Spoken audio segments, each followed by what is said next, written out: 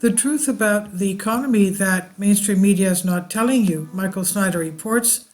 If it seems to you that the economic headlines that were being fed by the mainstream media are completely and utterly disconnected from reality, you're definitely not alone.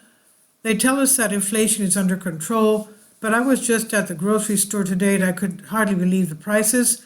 Of course, this is not only going on in the United States, this is going on worldwide, even in Europe. Now, they tell you that unemployment is low, but large companies are laying off workers in droves.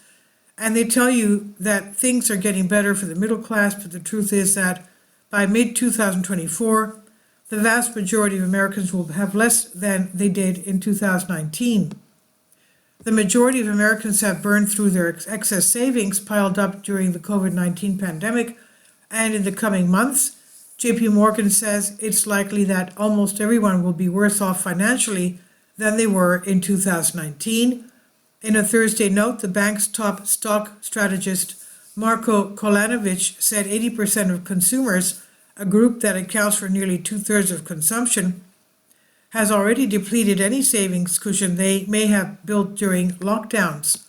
It's likely that only the top 1% of consumers by income will be better off than before the pandemic, Kolanovic wrote, pointing to the growing signs of credit card and auto loan delinquencies, as well as Chapter 11 filings. If almost all of us are getting poorer, how is that good news? Of course, the money that we still have in our bank accounts continues to lose even more value with each passing day. An absolutely outstanding article that was just posted on Shift Gold analyzes how much a basket of groceries that Kevin bought in the 1990 movie Home Alone would cost today. Kevin bought a basket full of groceries, including a half-gallon of milk, orange juice, Wonder Bread, a Stouffer's frozen turkey dinner, toilet paper, snuggle drying sheets, Tide liquid laundry detergent, plastic wrap, Kraft macaroni and cheese, and a bag of Army Men. He paid a grand total of $19.85 with a $1 off coupon for the orange juice. In 2022, that same basket of groceries would have cost around $44.40 based on a shopping trip at West Virginia mother. That's a 123.9% increase. Keep in mind, prices vary somewhat depending on the store location. This year, Kevin would have to fork out a whopping $72.28 for his provisions at the Chicago store. That's another 62.8% increase in just 1 year. Since 1990, the price of Kevin's groceries has gone up over 264%. So how in the world can you possibly claim that inflation is low? It's almost as if we're living in a bizarre world. At this point, it would cost a typical U.S. household $3.4 million to live the American dream over the course of a lifetime. The American dream costs about $3.4 million to achieve over a course of a lifetime, from getting married to saving for retirement, according to a recent analysis from financial site Investopedia. Meanwhile, median lifetime earnings for the typical U.S. worker stands at $1.7 million, earlier research from the Georgetown University has found. Such figures underline the financial pressures that many families face trying to afford a middle-class life, as expenses like childcare, college tuition, and buying a home continue to climb. The Investopedia analysis tallies the average cost of achieving other aspects traditionally associated with the American dream, such as owning a house and raising 2 children to age 18. If you're like most Americans, you're never ever even going to come close to earning enough money to live a middle-class lifestyle. That is why so many people out there have given up. In this economic environment, just hanging on to a decent job is an accomplishment. This week, we learned that General Motors will be laying off approximately 900 more employees. General Motors Cruise on Thursday announced internally that it will lay off 900 employees, or 24% of its workforce, the company confirmed to CNBC. The layoffs, which primarily affected commercial operations and related corporate functions, are the latest turmoil for the robotaxi startup and come one day after Cruise dismissed 9 key leaders for the company's response to an October 2nd accident in which a pedestrian was dragged 20 feet by a Cruise self-driving car after being struck by another vehicle. Meanwhile, Ford is cutting production of the F-150 Lightning pickup in half. Ford Motor will cut planning production of its all-electric F-150 Lightning pickup roughly in half next year, marking a major reversal after the automaker significantly increased plant capacity for the electric vehicle in 2023. The new production plans call for average volume of around 1,600 F-150 Lightnings a week at Ford's Rouge Electric Vehicle Center in Dearborn, Michigan, starting in January. According to a source familiar with the decision, the automaker most recently planned to produce roughly 3,200 of the vehicles on average per week. They want us to purchase electric vehicles, but what they don't tell us is what maintenance and repairs are that the maintenance and repairs are insanely expensive. Lucas Turner was driving his 2014 Infiniti Hybrid when its check engine light made its annoying appearance on the screen, according to KPHVO TV. Not good with fewer than 70,000 miles on the vehicle. He was not expecting the bill to be a whopper. Wrong. They called me and said, "Oh, we've got bad news, Mr. Turner. You need a new hybrid battery and it's going to cost you $18,000 for the battery, another $2,000 to have it installed." No, thank you. I could never see myself buying an electric car, and there are tons of millions of other Americans that feel the same exact way. Switching to another industry, Hasbro has announced that it will be laying off more than 1,000 workers.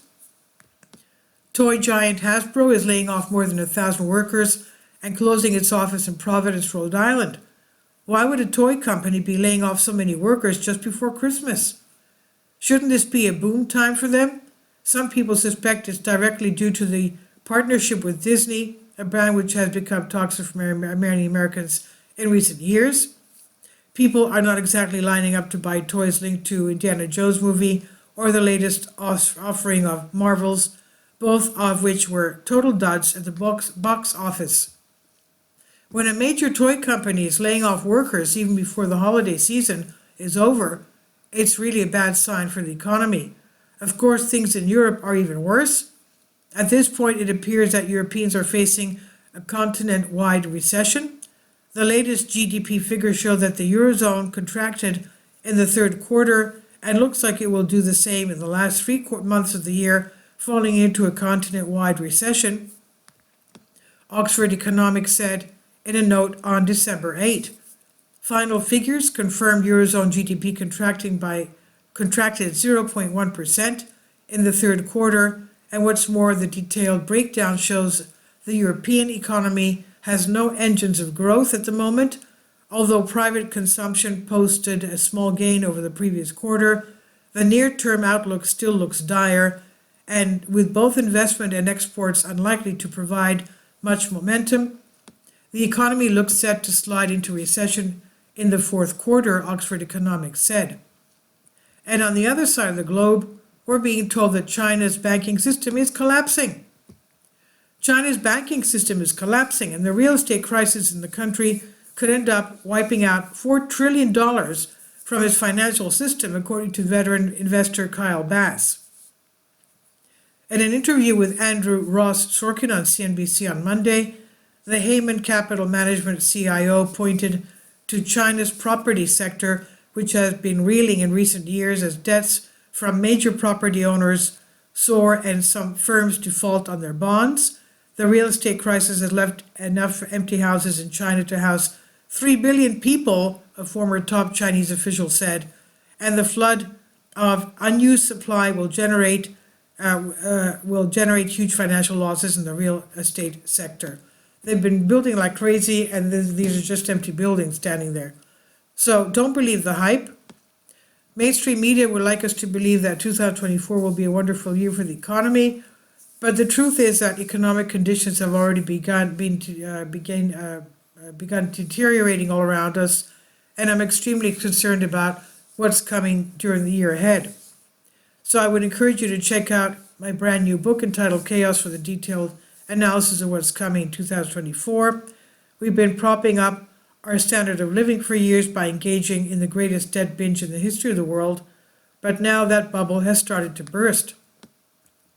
A tremendous amount of discomfort is ahead of us, but the mainstream media will continue to insist that every jolt of pain is simply a bump in the road to endless prosperity. But the author, my name is Michael, and my brand new book entitled Chaos is now available in paperback and for Kindle on Amazon. In addition to my new book, I've written 7 other books that are available on Amazon, including 7-Year Apocalypse, Lost Prophecies of the Future of America, Beginning of the End, and Living a Life That Really Matters, Commissions Earned. When you purchase any of these books, you help to support the work that I'm doing. And one way that you can really help is by sending copies as gifts to family and friends. Time is short, and I need help getting these warnings into the hands of as many people as possible. I have also started a brand new Substack newsletter. I encourage you to subscribe so you won't miss any of my articles. I've published thousands of articles on the Economic Collapse blog, End of the American Dream, and the most important news. And the articles that I publish on those sites are republished on dozens of other prominent websites all over the globe. I always freely and happily allow others to republish my articles on their own websites, but I also ask that they include this about the author section with each article. The material contained in this article is for general information purposes only, and readers should consult licensed professionals before making any legal, business, financial, or health decisions. I encourage you to follow me on social media, Facebook and Twitter.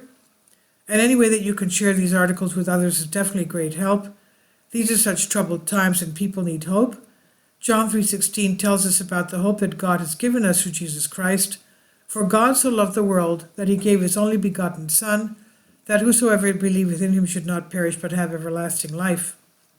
If you have not already done so, I strongly urge you to invite Jesus Christ to be your Lord and Savior today.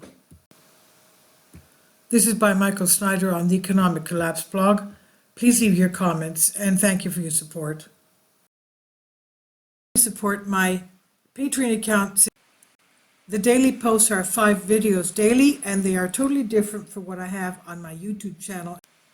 Thank you so much for your support and that you find all my content so interesting. You'll find the Patreon account details in the description box below.